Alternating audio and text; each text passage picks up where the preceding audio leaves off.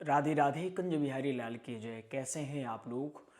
पूर्ण विश्वास है बहुत ही कुशल मंगल होंगे और उतने ही कुशल मंगल ढंग से आप लोगों का अध्ययन भी चल रहा होगा।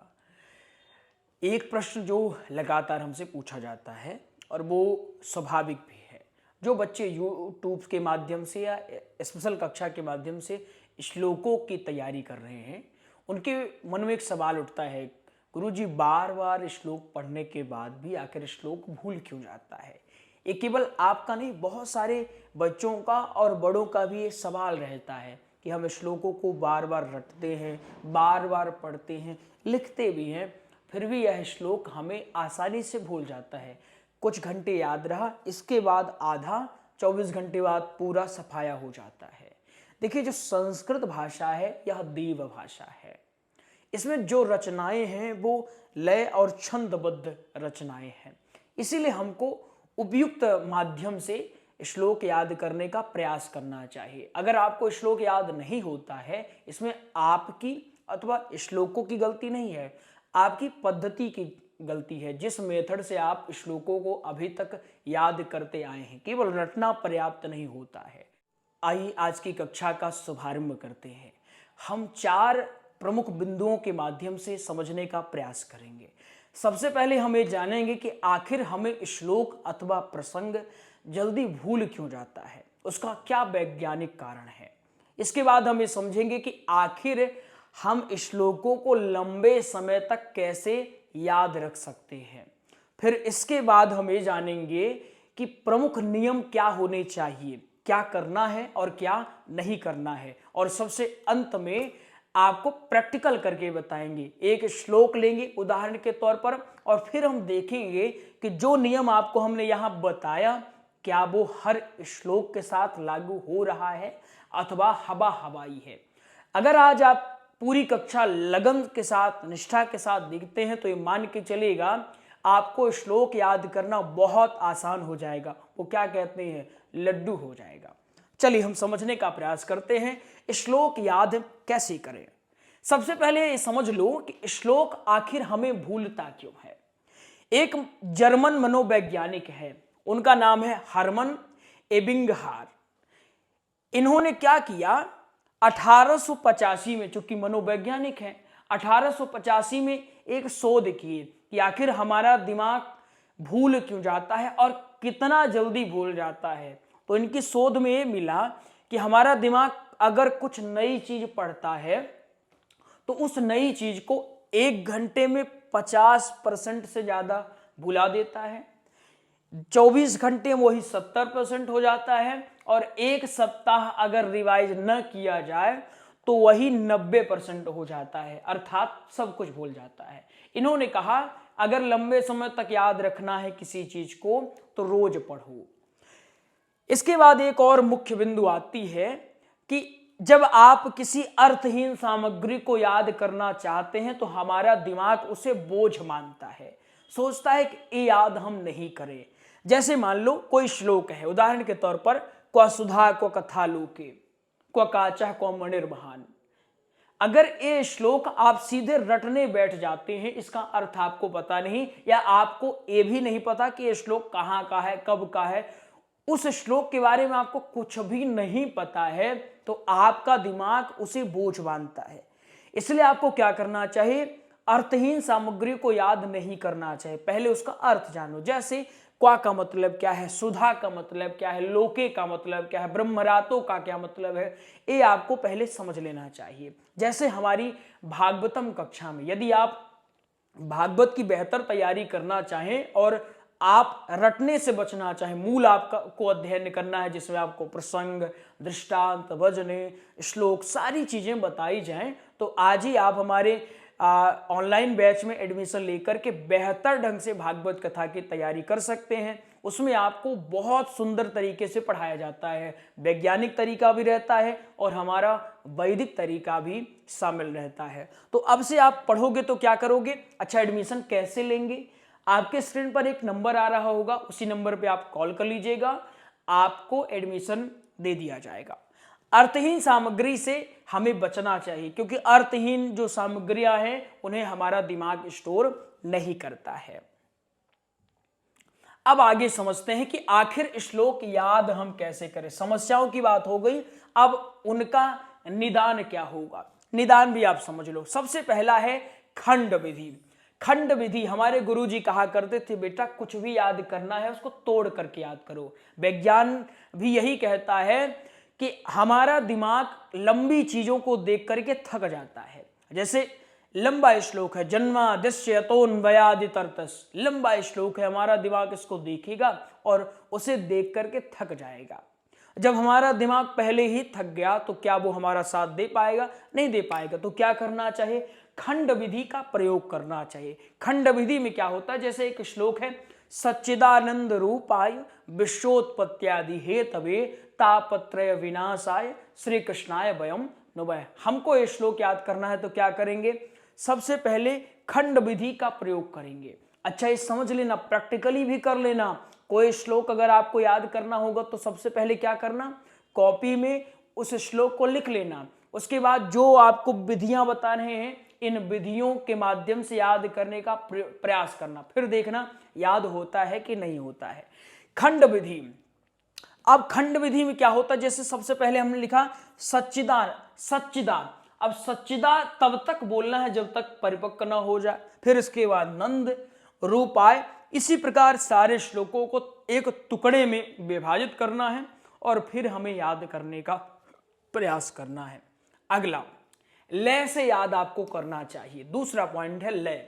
देखिए, जो हमारी संस्कृत भाषा है, आपको हमने बताया हमारी संस्कृत भाषा देव भाषा है। लय के साथ इनको आसानी से याद किया जा सकता है। उदाहरण के तौर पर जैसे आप विचार करो, कहीं दूर मत जाओ, हनुमान चालीसा आप ले लो, हनुमान चालीसा ले लो, या कोई ऐसा श्लोक जिसे आपने कभी शायद खोल करके किताब में देखा भी नहीं होगा, कभी लिखा भी नहीं होगा, लेकिन आपको याद है। कैसे याद है? लय के साथ रोज बोलते हो, याद हो जाता है। हमारे साथ एक तबले वाले चला करते थे, उनको पुष्पांजलि याद हो गई। हमने पूछा कैसे? आपने याद किया या आपने क्या प्रयोग किया? उन्होंने कहा, महाराज जी, हम कथा में जब चलते हैं, पुष्पांजलि होती है, हम उसको सुनते हैं और हम भी उसके साथ गाते हैं, और ऐसा करते करते धीरे धीरे याद हो गया लय के साथ। उन्होंने कहा हमने लय याद कर लिया, और जब लय याद हो गई तो सब आसानी से याद हो गया। लेकिन हम क्या करते हैं, हम लय छोड़ करके बाकी सब कर रहे हैं। आज से कोई श्लोक आपको पढ़ना है, उसको लय के साथ, लय का मतलब है गा गा करके, आपको कोई श्लोक है उसको पहले गा गा करके तैयार करिए और उसी के साथ अभ्यास भी करिए। लंबे समय तक आपको चीजें याद रहेंगे। इसके बाद बहु इंद्रियों का प्रयोग आपको करना चाहिए। बहु इंद्रियों का मतलब होता है कि जब आप पढ़ने बैठे हो तो आपकी आंखें भी खुली हो, आपका दिमाग भी खुला हो, आपका कान भी खुला हो, आपका हाथ भी आपके बस में हो, सारी इंद्रियां, आपका शरीर भी आपका साथ दे रहा हो, सारी इंद्रियों का प्रयोग अथवा बहु इंद्रियों का प्रयोग आपको करना चाहिए। किस प्रकार? जैसे आपने कोई श्लोक लिया, आप श्लोक ओपन किए तो सबसे पहले क्या करो, सबसे पहले आप, जैसे उदाहरण के तौर पर आपने क्या किया, आपने श्लोक को देखा। हमने क्या किया, श्लोक को हमने पहले देखा कि अच्छा ये श्लोक है, सारा हमने देख लिया। और जब श्लोक एक बार हमने देख लिया, फिर क्या करेंगे, उसके बाद हम लिखेंगे, हाथों का प्रयोग हो गया। उसके बाद फिर मुंह का प्रयोग करो, उच्चारण करो, फिर कानों का प्रयोग करो, सुनो। जब बहु इंद्रियों का प्रयोग होता है तो चीजें हमें बहुत आसानी से याद हो जाती है। ठीक, इसके बाद नियत समय में दोहराव अवश्य होना चाहिए। जैसे कि हमने अभी आपको बताया, एक जर्मन मनोवैज्ञानिक का शोध है, उनका कहना है कि जल्दी भूलता है। इसका मतलब क्या है कि हमको नियत समय में दोहराव अवश्य करना चाहिए। अगर आपको लगता है एक बार हमने पढ़ लिया, हमको सारी चीजें आसानी से याद हो जाएंगी, ऐसा नहीं होता है। आपको एक निश्चित समय में दोहराव अथवा रिवीजन अवश्य करना चाहिए। सप्ताह में 1-2 बार आपका ऐसा समय होना चाहिए जिसमें आपने जितना पढ़ा है वो आप रिवाइज अवश्य करो। इसके बाद निद्रा के पूर्व सबसे महत्वपूर्ण, सबसे आपके लिए लाभकारी होगा, ये समझ लिया तो सब कुछ आपको आसानी समझ में आएगा। हम क्या करते हैं, सोने के पूर्व हम सोचते हैं कि हम फोन चला लें या कोई दूसरा काम कर ले, लेकिन यही हमसे भूल हो जाती है। जो आपको बार बार पढ़ने पर याद नहीं हो रहा होगा, आज ही जाके करना, आज क्या करना, और अगर लाभ होगा तो भी कमेंट कर देना, नहीं होगा तो भी आकर के कमेंट करना, बताना हमको।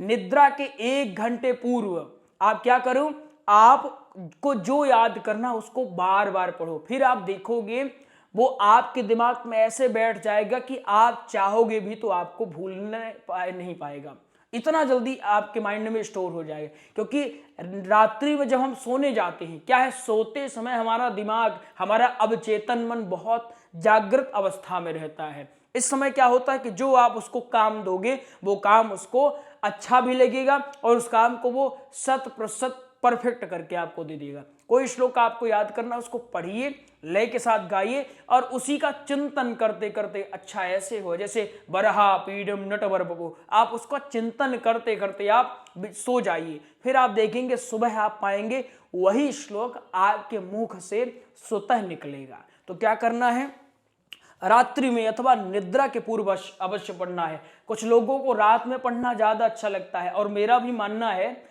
कि रात में चीजें ज्यादा याद होती है। हालांकि अगर आप ब्रह्म मुहूर्त वाले हैं तो भी बढ़िया है, ब्रह्म मुहूर्त में भी चीजें आसानी से याद होती है। तो या तो आप रात्रि में अच्छे से याद करिए या तो ब्रह्म मुहूर्त। इसमें ये लाभ होता है कोई डिस्टर्ब करने वाला नहीं होता है।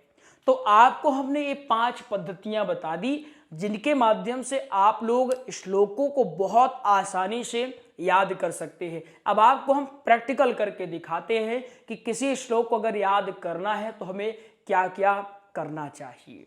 ब्रह्म सूत्र के अनुसार आवृत रस कृदुपदेशात्, अर्थात अगर आपको किसी चीज को लंबे समय तक याद रखना है तो आप उसका दोहराव निरंतर करते रहिए, दोहराव करिए और जो आपको चीजें हमने बता दिया है उसका अनुसरण करिए और एक चीज प्रैक्टिकली समझिए। इसके बाद श्लोक हो, प्रसंग हो, कुछ भी हो, वो आपके लिए बहुत आसान हो जाएगा। जैसे हमारे पास एक श्लोक है, कौन सा श्लोक, यह श्लोक हम ले लेते हैं। तो सबसे पहले हम ये मान के चलते हैं कि हमें इसी श्लोक को याद करना है। तो कैसे याद करेंगे, क्या ऐसा किया जाए कि यह श्लोक हमको बहुत आसानी से याद हो जाए। तो अब आप याद करेगा कि हमने क्या क्या आपको बताया, यानी 1 घंटे में हमारा दिमाग भूल भी जाएगा, यानी रिवीजन भी हमको करते रहना है हर 1 घंटे में। उसके बाद फिर हमको क्या करना है, बहु इंद्रियों का प्रयोग करना है, लय के साथ पढ़ना है। तो आइए हम प्रैक्टिकली सारी चीजों को समझते हैं। मान के चलिए हमें यह श्लोक पढ़ना है या इसको याद करना है, तो क्या करना पड़ेगा आपको, सबसे पहला काम आपको ये करना है, श्लोक को अपनी एक कॉपी में अवश्य लिखिए। इससे आपकी और श्लोकों की मित्रता और भी बढ़ जाएगी। इसके बाद फिर आप क्या करिए, प्रयास करिए कि श्लोक के अर्थ को समझिए कि आखिर पद्म पलाश का मतलब क्या है, कंचन का मतलब क्या है।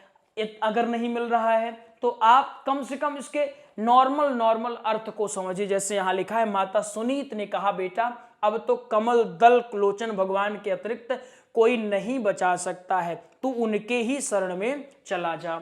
ठीक, तो इस प्रकार जब आप पढ़ेंगे अर्थ आप जान लेंगे, अच्छा ये कौन कह रहा है, सुनीति कह रही है। सुनीति कौन है, ये आप जाने कि अच्छा ये सुनीति ध्रुव जी की माता जी है, ये कह रही हैं कि बेटा अब तुम भगवान के पास जाओ। ठीक, अब हम क्या करेंगे, श्लोक लिख गया है, अर्थ समझ लिया है हमने, अब लय के साथ गायन करने का प्रयास करेंगे। लेकिन हमने बताया है कि पूरा एक कष्ठा नहीं, तो क्या करेंगे, पहले नान्यम ततः, हमने 1 लिखा, फिर हमने नान्यम ततः, फिर हमने 2 लिखा पद्म पलाश, फिर हमने 3 लिखा लोचनाद, फिर हमने 4 लिखा दुखच्छिदम, फिर हमने 5 लिखा, तो क्या लिखा ते, फिर हमने 6 लिखा। इसी प्रकार हम क्या करेंगे, खंड खंड में करेंगे, टुकड़ा टुकड़ा करके हम चीजों को याद करने का प्रयास करेंगे ताकि हमारा माइंड इसको बोझ ना समझे। आइए एक बार आपको पढ़ के बताते हैं। नान्यम ततः पद्म पलाश लोचनात्, दुःखच्छिदं ते मृगयामि कंचन, यो मृग्यते हस्तगृहीत पद्मया, श्रियेतरैरंग ब्रिमेग्यमानया। इस प्रकार से आप इनको याद करने का प्रयास करें। फिर हमने आपको एक चीज और बताई है, रात में सोने से पहले, तो आप सोने से पहले इस श्लोक को पढ़ेंगे। बहुत सारे लोग दीवार में चिपका लेते हैं। तरीका देखो बेटा बहुत है, लाखों तरीका है, लेकिन लाखों के चक्कर में पढ़ने से अच्छा है कुछ को मूल बना लिया जाए। कुछ और नहीं आता ना तो केवल खंड खंड में कर लेना, लिख लेना और उसी को बार बार अभ्यास करने का। कुछ नहीं आता, सुबह 8 बजे आपने एक टारगेट लिया कि मुझे यह श्लोक आज के आज याद कर लेना है। हमने कॉपी में लिखा, हमने खंड खंड किया, हमने उसको बार बार पढ़ा, मित्रता कर लिया और मित्रता करने के बाद उसको लय के साथ गाने का प्रयास किया।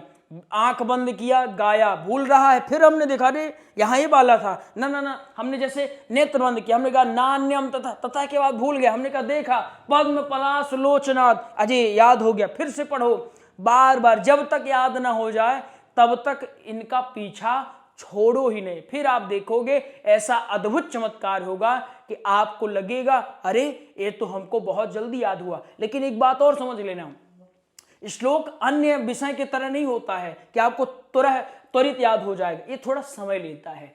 आप पढ़ो, पढ़ते पढ़ते आप जब इसको 4-5 बार पढ़ लिए, उसके बाद थोड़ा स्किप करो, थोड़ा छोड़ दो, स्वतः आप पाओगे कि आपको श्लोक याद है, स्मृति में आपके बना रहेगा। अगर आपको कुछ डाउट होगा या आपको कोई श्लोक जानना होगा या आपको किसी और विषय के बारे में जानना होगा तो आप कमेंट अवश्य करिएगा, हम प्रयास करेंगे उस पर एक वीडियो अवश्य बनाएं। यदि आपको भागवत कथा, श्री राम कथा, श्री हनुमंत कथा, शिव महापुराण इनका नोट्स चाहिए, आप घर बैठे नोट्स के माध्यम से इनका अध्ययन करना चाहें तो आप अवश्य संपर्क कर सकते हैं। हम आपको नंबर दे रहे हैं, उसमें आप अवश्य कॉल करिएगा। नंबर आपके स्क्रीन पर भी लिखा है, यहां भी देख लीजिए, नंबर है 8269386376। इस नंबर में आप कॉल कर लीजिएगा तो आपको कथाओं के नोट्स भी उपलब्ध करवा दिए जाएंगे। अगर आपको कथाओं की तैयारी करना है ऑनलाइन क्लास के माध्यम से वो भी आप कर सकते हैं, अथवा आप कुंज बिहारी गुरुकुलम की सहायता करना चाहें तो भी आप सहायता कर सकते हैं, धर्म के कार्य में जुड़ सकते हैं। ये हमारे गुरुकुलम का ऑफिशियल नंबर है। मिलेंगे आपसे किसी और क्लास में, तब तक के लिए राधे राधे। कुंज बिहारी लाल की जय।